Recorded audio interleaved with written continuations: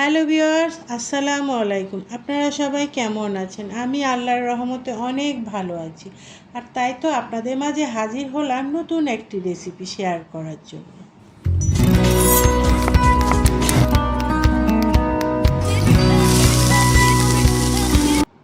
আজকে আমি আপনাদের সাথে শেয়ার করব লাল শাকের রেসিপি। লাল শাকে পর্যাপ্ত পরিমাণে ভিটামিন আছে, এটা সবার শরীরের জন্যই অনেক উপকারী। আমি লাল শাকটাকে কেটে ধুয়ে পরিষ্কার করে নিয়ে একটা পাত্রের মধ্যে পানি ঝরতে দিয়েছি। এদিকে আমি চুলায় কড়াইটা বসিয়ে দিলাম। কড়াইটা গরম হয়ে আসলে এখানে তেল অ্যাড করে দিব পরিমাণ মতো।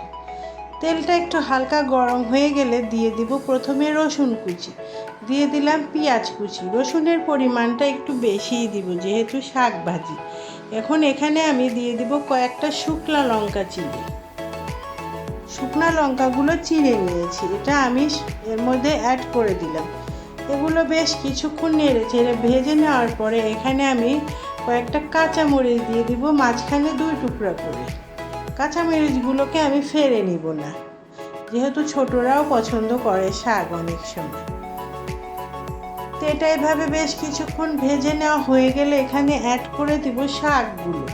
সম্পূর্ণ শাকটা এর মধ্যে দিয়ে দেওয়ার পরে এখানে আমি একটু সামান্য লবণ দিয়ে ঢাকনা দিয়ে ঢেকে রেখে দেব 2 মিনিটের মতো, কারণ ওই সময় শাকটা নাড়তে গেলে সব পড়ে যাবে। শাকটা যখন প্রায় টুটে আসবে তখন আমি ঢাকনাটা উঠে আমি শাকগুলো একটু উল্টে পাল্টে নেড়ে চেড়ে দিব এবং লবণটা মিশিয়ে দিব। এভাবে বেশ কিছুক্ষণ শাকটাকে নেড়ে চেড়ে মিশিয়ে ভেজে নিব। শাকের পানিটা শুকানো পর্যন্ত অপেক্ষা করব। এই সময় চুলার আঁচটা একটু বাড়িয়ে দিতে হবে। তো ভিউয়ার্স, আমার রেসিপিগুলো যদি আপনাদের ভালো লেগে থাকে অবশ্যই বাসায় ট্রাই করবেন। আর যারা এখনও আমার চ্যানেলটাকে সাবস্ক্রাইব করেন নাই সাবস্ক্রাইব করে দিবেন এবং আমার রেসিপিগুলো অবশ্যই দেখবেন। তো এভাবে লাল শাকটাকে বেশ কিছুক্ষণ নেড়ে চেড়ে ভেজে নামানোর আগে দিয়ে এর মধ্যে আমি দিয়ে দিব কিছুটা পরিমাণে ধনিয়া পাতা। শাকের মধ্যে ধনিয়া পাতার ফ্লেভারটা আমি অনেক পছন্দ করি। আপনারা পছন্দ করলে অবশ্যই দিবেন, না পছন্দ করলে না দিলেও সমস্যা নেই। এভাবে লাল শাকটাকে ভেজে কিছুক্ষণ পরে আমি এটা সার্ভিং বলে নিয়ে নিই।